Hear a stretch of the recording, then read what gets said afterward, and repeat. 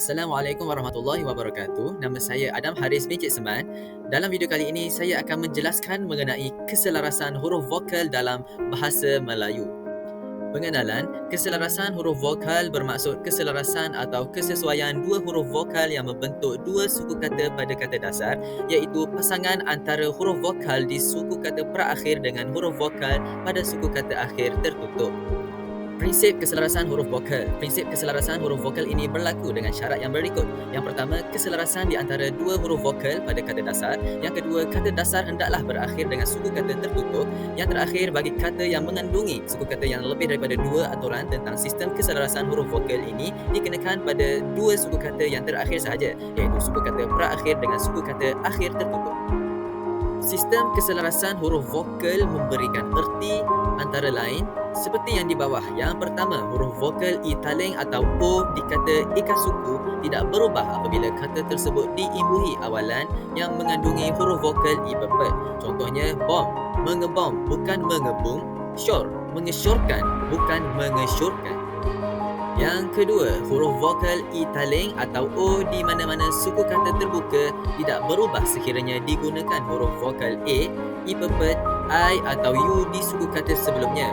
Contohnya, belerang, anggota, daerah, gelora, kaedah, kecewa dan lain-lain. Yang ketiga, huruf vokal A di suku kata akhir tidak mengubah atau mempengaruhi huruf vokal I taling atau O di suku kata sebelumnya. Sebagai contoh, I dengan A, selempang, selendang dan sewa. O dengan A, kerongsang, goda dan rongga.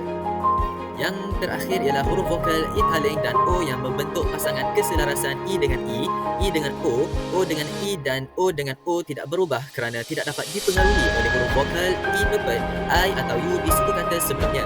Contohnya, I dengan I, cerewet, kelengkeng, tempeleng. I dengan O, kerekot, belecok dan selekor.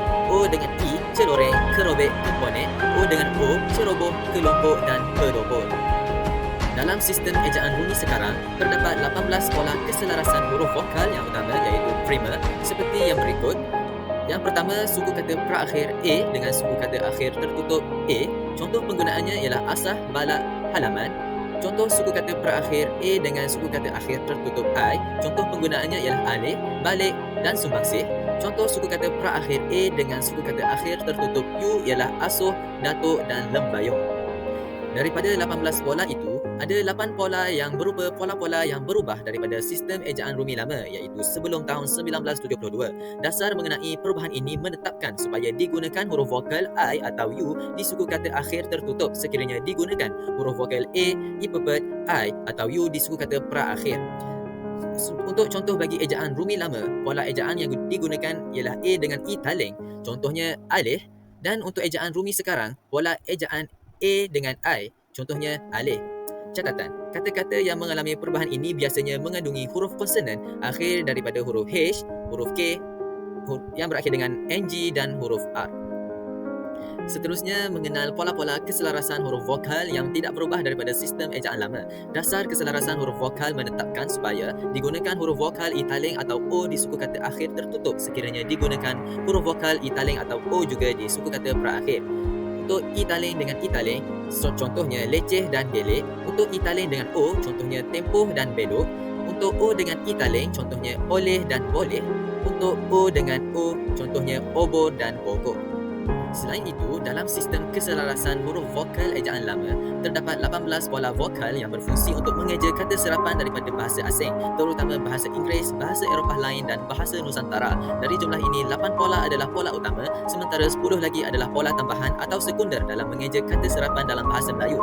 Sebagai contoh, bagi pola ejaan A dengan I taling, contoh kata daripada bahasa di Nusantara ialah aneh, awet, kaget dan laden.